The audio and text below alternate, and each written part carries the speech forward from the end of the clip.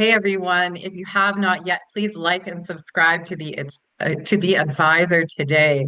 Back with us is Tom Cronin from Australia. So I have a story to tell. So I have his book, The Portal, behind me, and the Stillness Project in T-Rex's mouth. And I moved into my new space, and it was my first night, and I had this bookshelf set up, and there's no fans, there's nothing, there's no air movement, and I'm sleeping, and all of a sudden I hear this bang, and I scared the living shit out of me for one. So I get up and I'm like, what is going on? And I take my phone and I'm searching around. I have the flashlight on, and I look on the floor, and the portal had fallen off my shelf.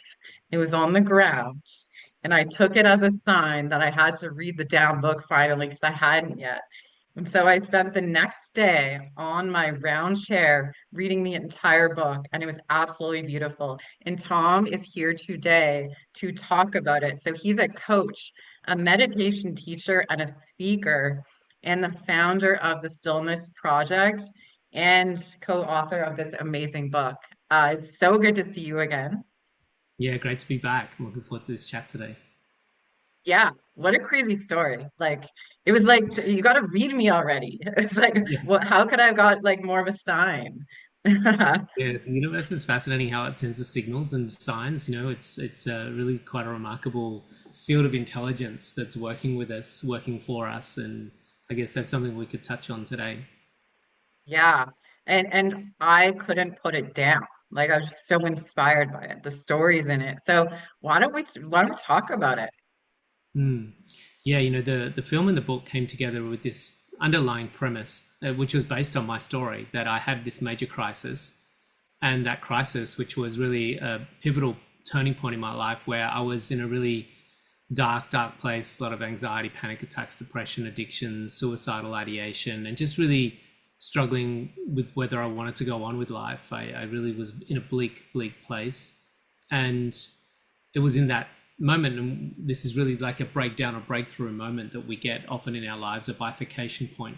And it was in that time I found meditation, and it was kind of like almost like these divine epiphanies and guidances from the universe that led me to that in the time when I was probably most open and receptive to it. Because before that, many people had suggested I learn meditation, and I just wasn't ready. I wasn't hearing them. There was something just not happening in my world that led me to go down that path until I was at this sort of breaking point, and then the universe had led me to the idea that I learned meditation, and so then that was what was turning my life around. And so these days now, fast forward, I've been teaching people all over the world and work with some of the biggest companies and have a film and book out because of that bleak time, but also because of the shift that I went through as a result of that bleak time. I almost had to get to that darkest point before I could possibly make that change.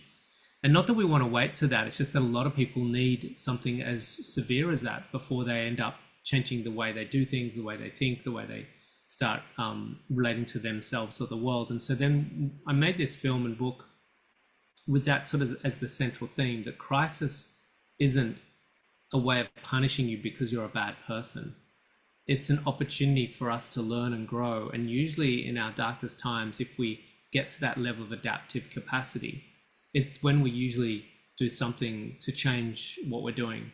And it might be that we go on a retreat. It might be we sort of sign up to a coach or a breathwork session, or go to a conference, or pick up a book, or it might be something that cues us to start looking at ways to get out of this dark night. And the analogy I like to use is that if we walk into a dark room, the first thing we do is fumble around trying to find the light switch.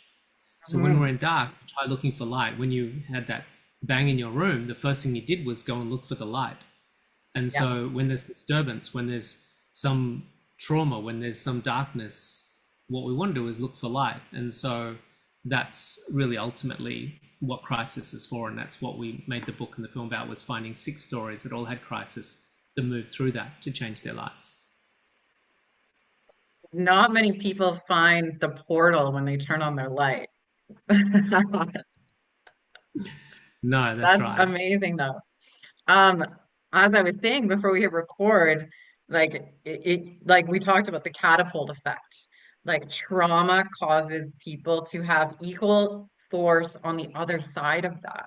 So it typically projects you into this, that's how healers are born, essentially. That's how we learn. We're like, it's almost like camp, it's not a fun camp, but you're being trained to take on the rest of your life from these crisis points. And I feel like there's a lot of people going through dark night of the soul moments right now in the world.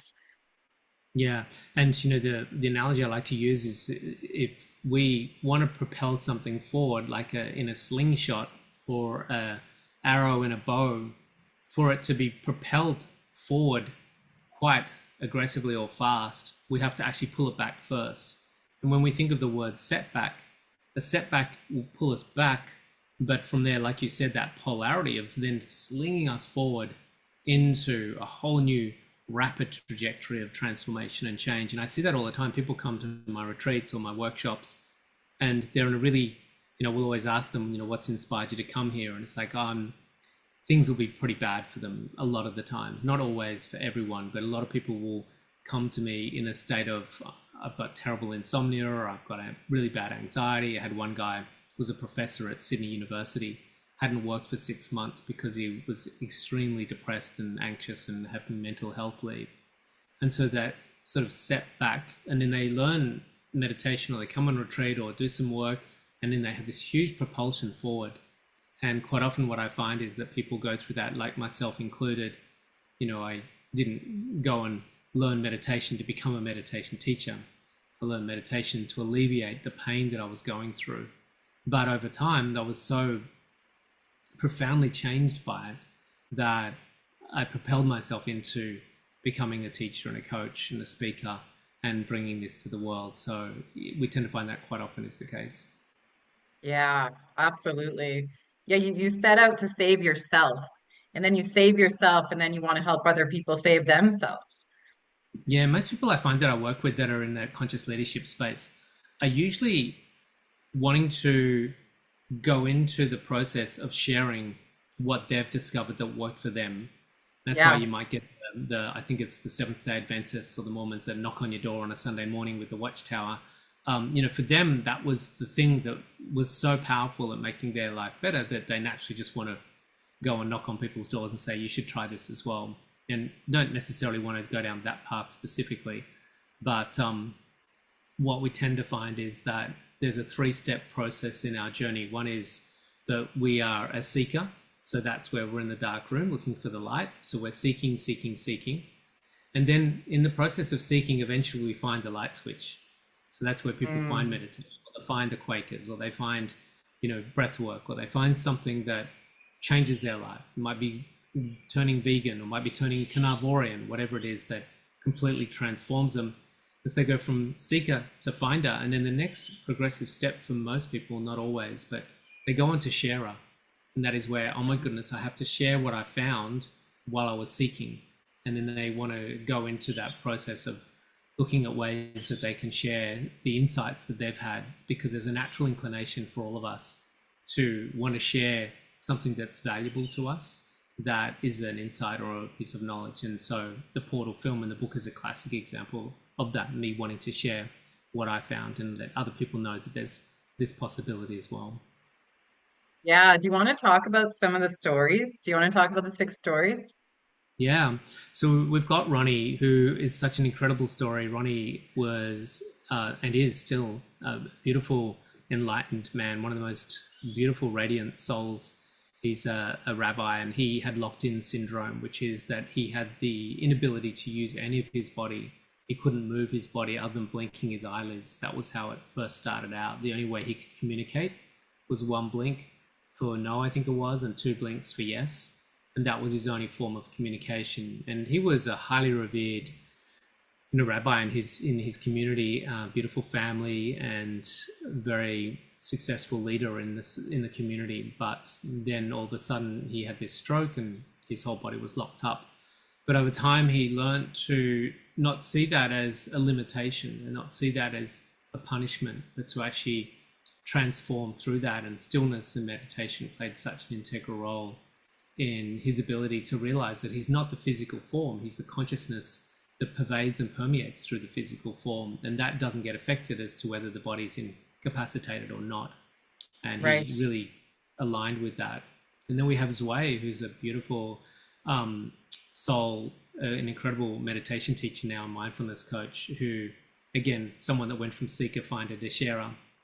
And she had a really difficult time as a Vietnamese refugee living up, growing in a very poor area of Philadelphia, and then getting accepted on a scholarship to Harvard. And things were really difficult and dark for her in that time, as she felt this huge incongruency with those two worlds. And that's when she found meditation, and that was a big shift for her, and that freed her of the trappings of the socio-economic background that she kind of was identifying with, and realized that she's an infinite soul of divine intelligence that's currently going through that trajectory for that reason of awakening. And so then we have beautiful Dr. Jim Doty, who has recently passed, unfortunately, a wonderful man who was a doctor, and he lost all of his wealth. So another crisis. We have different crises with different themes. Refugees, we have dysfunctional bodies, or the loss of body through locked-in, and Doty's was economic. So his was the loss of all of his wealth. And how does he transform through that? And meditation played a big part for him in overcoming that sense of loss and attachment to physical wealth. And then we have Heather, who was quite a complex story, because she had a couple of crises. One was this child abuse through the relationship in her family. And then she was on her trajectory to become an Olympic athlete. And she was the winner of the USA 400 meter race. And from there was really on her way to going to represent America in the Olympics. And then she jumped off a cliff at a summer camp into the water, and she broke her back. And so then all of those dreams were stripped away from her. And that was really the only thing that she was holding on to, as a sense of identity. So that was a really big crisis that she found meditation played a big part in helping her free herself through that. And we have also Buddha, who is just a wonderful man, and everyone got very enamored by him. And he was a US Marine, and he obviously had extreme PTSD and went through a really dark time with his, I guess, the effects of being in war. And meditation really helped him free from the PTSD that he was struggling with. And he's a very successful actor now, doing great in the acting world. And then the last one is Amandine, who was with United Nations, and she was a human rights lawyer, and she realized that she was riddled with PTSD for working in the front lines with the United Nations. And then meditation for her played a really integral role in healing herself of the PTSD. And interestingly, it was so profound for her that she gave up her legal profession and became a yoga meditation teacher, of all things. Uh-huh. So That's they're the six yeah, and stories. the photos that you have in the book are just beautiful. It illustrates the story so well. Like I honestly felt like I could feel the emotion. Like I'd read the story and then look at the photo of them and just feel the emotion from the story.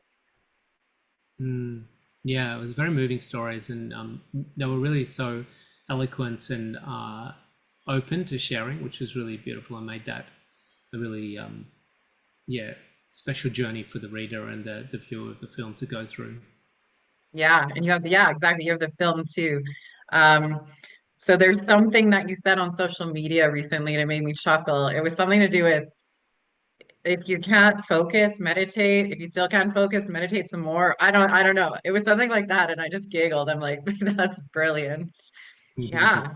So what is meditation do to the mind that like allows people to transform like that? Firstly, we have to understand that a lot of people will give up on meditation because they think they're having thoughts and they can't still their mind. And it's a journey. Meditation's not a destination. We don't think I didn't arrive at a destination without meditation, therefore it wasn't very successful. And I get that a lot Right. because we're so conditioned to think that there's an outcome. Everything in Mm, our life is about outcomes. And with meditation, it's a process, and it's an ongoing process. And I've been meditating for 30 years, and I still have busy meditations. I still have thoughts in meditation. But we're not concerned in our tradition with what type of experience you have in your meditation. What we're interested in is how is that affecting your life outside of your meditation. And you mm, can have a really busy meditation with lots of thoughts in it, And what we suggest is just to take it as it comes, and then Right. observe how you feel after your meditation. What we tend to find, particularly with the Vedic meditation or transcendental meditation, where we have a mantra rather than just trying to force the mind to be empty. But when we have the mantra, what we tend to find is that just the repetition of that mantra for 20 minutes with your eyes closed and allocating that time to not being on your phone, not doing emails, not listening to podcasts, but just to be in that space, eyes closed, just repeating the mantra. And if there's thoughts, there's thoughts. If there's no thoughts, there's no thoughts. But what we find is that regardless of the experience within the meditation, we find that there is a de-excitement of the nervous system and the physiology outside of the meditation. And so we tend to find, even though it might not be a deep and still meditation, we still feel quite calm, quite peaceful, quite grounded, and ready for more activity. And Yeah, activity I is was an thinking rested. The word rested came to mind. yeah, absolutely. We feel rested. It's a really great reprieve for the nervous system and the body. So meditation, ultimately, in many ways, it changes us. But the main one, what we tend to find, is that it gives us this capacity to be less disturbed by circumstances, to be Mm, in the world, and less emotionally turned over and go through upheaval with each single change that happens throughout our day, and just to be more observant, more witnessing, less entangled into it emotionally, and more liberated and more sovereign in our state, which is where we want to be. so I know I have TM and I have a mantra. And when my teacher was getting that mantra, where does it come from? Because she asked me a bunch of questions. Apparently, it's locked up in the secret portal somewhere. No one can know the mantras. Where does that come from? Yeah, look, there's a series of mantras, and different teachers will allocate them for different reasons. Okay. The way I was trained and the way I deliver the mantra is based upon age categories. So depending Okay. on your age, they might ask other things around, where you're at energetically in your life, and what type of dosha you are. That's what type of Ayurvedic body type and things like that. But personally, for me, when I pass on the mantra to my students, it's quite specific around their age and how old they are when they're learning the technique. So why aren't we supposed to tell anybody our mantra? I think there's two reasons for that. One is that mantra, when you repeat the mantra, the beautiful thing about the mantra in this particular type of meditation, because there's lots of different mantras like Om Namah Shivaya and Om Mani Padme Hum. Now, the point of those mantras is to keep repeating the mantra with your mala beads. Where's my mala beads? So they're not on today. To repeat the mantra with your mala beads and to go around the 108 mala beads. And so you're counting the mala beads or moving along the mala beads, you're repeating the mantra out loud. And this is what we call mantra meditation. Now, with our meditation, we use specific mantras that are for transcending. That is, the mantra is a vehicle to lure the mind subtler and subtler and subtler to the point where it's so subtle and so faint that the mind surrenders the mantra at this point, and it transcends the mantra and transcends thinking. So that transcendence is only possible when the mantra is so faint that we're not holding on to it. But if we're holding on to the Mm, mantra and to our mala beats and going through this repetition, then we're not going to let go of the mantra. We're going to hold on to the mantra. And now this is mantra meditation, and we're not transcending.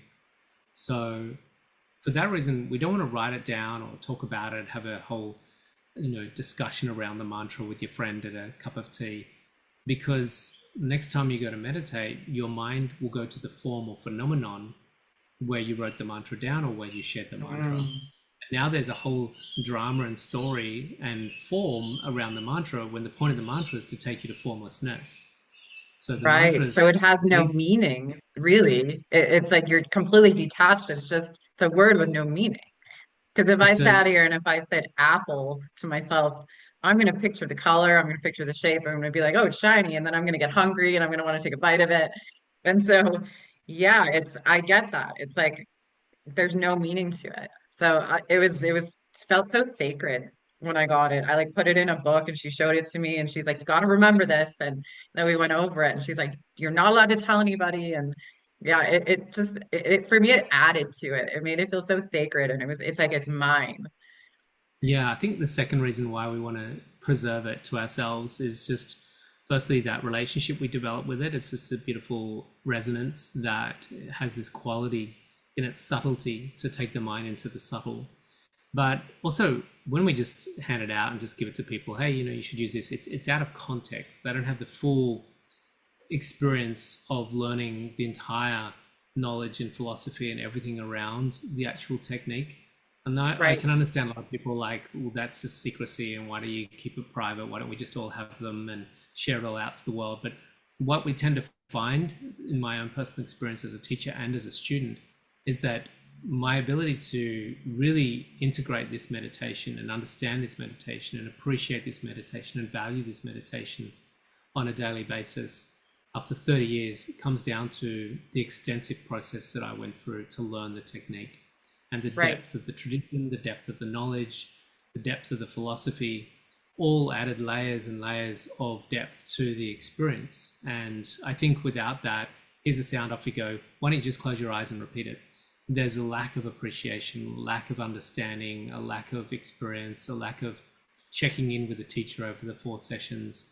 And yeah, it just gets devalued very quickly and unappreciated. And then the students rarely, in situations like that, would ever continue on with their practice because it's just not valued and understood. Yeah. Well, I can say this, there's no other meditation that I've ever done that has ever gotten me as deep as TM has. Since we've been talking and been doing the show, I've started again, and it's just it is the deepest form of rest that I get during the day. Like I look forward to it. My body craves it, and I sit down and at certain points I feel like I'm floating in the air and I can't feel my body, and those are the best ones. When you Yeah. can't feel anything, you're like, oh my God, it just feels so good. And then, as you said, other days it's like everything is affecting me, but I still feel rested after. So Mm. I remember my teacher saying to me, it's all good. Like every part of it is good. If you're sitting down and if you're just re-saying it in your head, if you're grabbing onto it and letting it go, everything is good. There's no bad thing about it. So there's nothing to lose. Yeah, we two things. We get a very high retention rate of meditators using this practice. Even if they drop off for a little while, they still come back to it. And that's because it feels so good. We like to Yeah. do things in life that feel good. That's why we drink hot chocolates and eat ice cream and watch Netflix, because we like doing things that we enjoy. And so if we have a meditation that's really uncomfortable, really difficult, it's very hard to integrate that. And interestingly, I was teaching some corporate CEOs yesterday, a small group in a private session. Now, I wasn't teaching them TM, or Vedic meditation, because I was only there for 1 hour and I couldn't give Okay. them the full experience. So I said to them, what I'm going to teach you is a breath meditation. And this was where they focus on the breath moving through the nostrils. And one of the gentlemen afterwards, he said, it's really interesting going through that again with you, because 2 years ago I was going through a depressive time and I did that meditation every day. And I tried to do it nearly all day, every day for over a year and a half. And he said the strange thing was that I thought I would find it easier, or I thought I would find it enjoyable after time as I got used to it. He said the entire time it never got easier and it never got enjoyable. And Okay. I said, that's because it's an uncomfortable practice. When we use force to try to stop the mind doing something that it wants to do, because it wants to think and it wants to analyze, it wants to process, it wants to forecast, it wants to remember. But if we just use force and try to tie it down and stop it moving, then we're going to have friction, because we've got one thing wanting Yes. to do one thing and you trying to stop it from doing something. It's like trying to tie a teenager up and stop them from going out one night. It's going Yeah, to good cause luck. trouble. Yeah, good luck, right? Whereas what we use is charm. We use the charm of the mantra.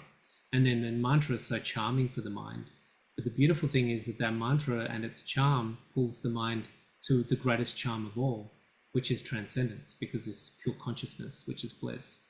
And so when we transcend, we have this beautiful washing over of bliss. And that makes it a very compelling meditation to integrate on a daily basis, because a lot of my students say it's the thing that I look forward to the most in my day. Yeah, I can relate to that. And you just like made me think of why I don't like certain breath work. Like you're right, it's hard. And I'm like forcing my body to do something. And then I'm like, yeah, it's like stressing me out. And yeah, with the TM, you just sit there and you're just repeating it and the thoughts come and go, but it doesn't matter. It just doesn't matter. Yeah, it's just Yeah, we that did it. feeling of bliss. Yeah, I was on a retreat last week actually, and they one of the meditation sessions they took us through was this breath hold and breath counting. You know, breathe in for 7 and breathe out for 8, and it was interesting because it was contrarian to what my body wanted to do, Mm, particularly as I wanted to get into a deeper state of meditation. So when we're in deep states of meditation, the oxygen requirement is almost zero mm, because we're deep and then we don't have many fluctuations mentally, physically, or on the nervous system. And so, therefore, the oxygen, which is fuel within the body, isn't required. So, if we go for a right. run, we need more fuel, so we take bigger breaths. So, the kind of conundrum with this meditation was that as we were trying to de excite, they were forcing us to breathe more air when Yeah. in actual fact the body didn't need or want more air. So this became an uncomfortable experience, like you say. And I was like, this doesn't make sense. It's not actually helping me get into a more relaxed state. I'm already in a relaxed state, which is why I don't have much oxygen. But to then force my body to have more oxygen when it doesn't need it will actually be a bit conflicting for the body, and it causes a bit of a tension, I find.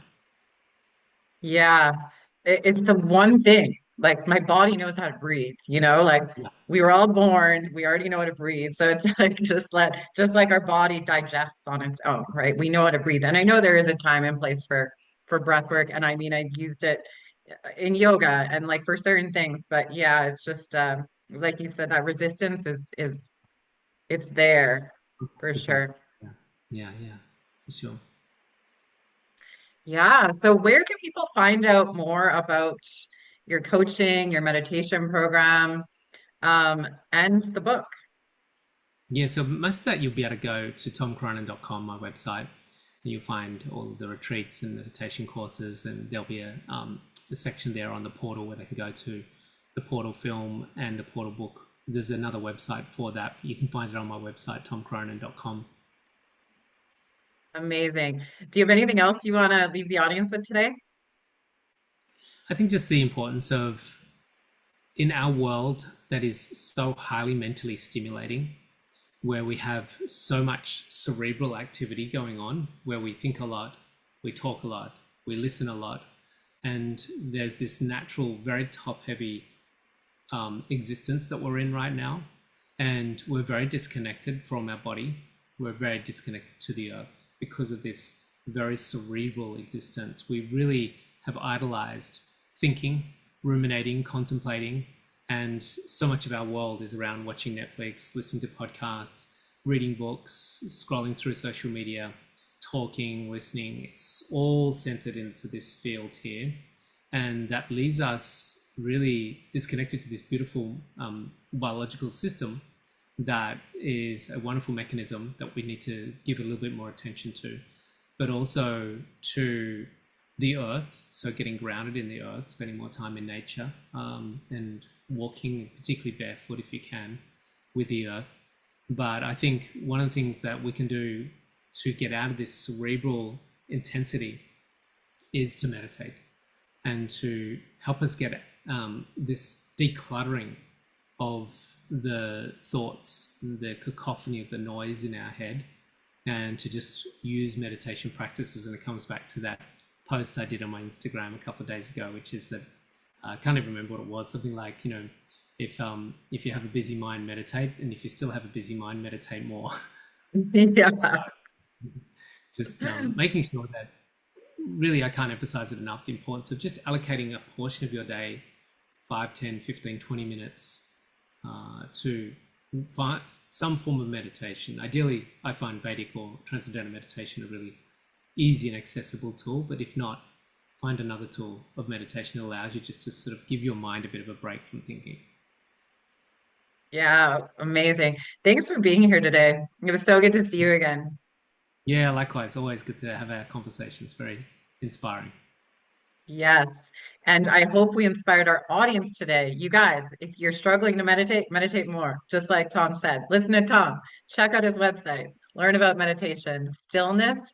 There's so much power in stillness. And if you're struggling, just wait for that catapult moment, you guys. You're going to go back and then you're going to catapult into something amazing. I promise it's coming. Hang on. Till next time. Take care, everyone.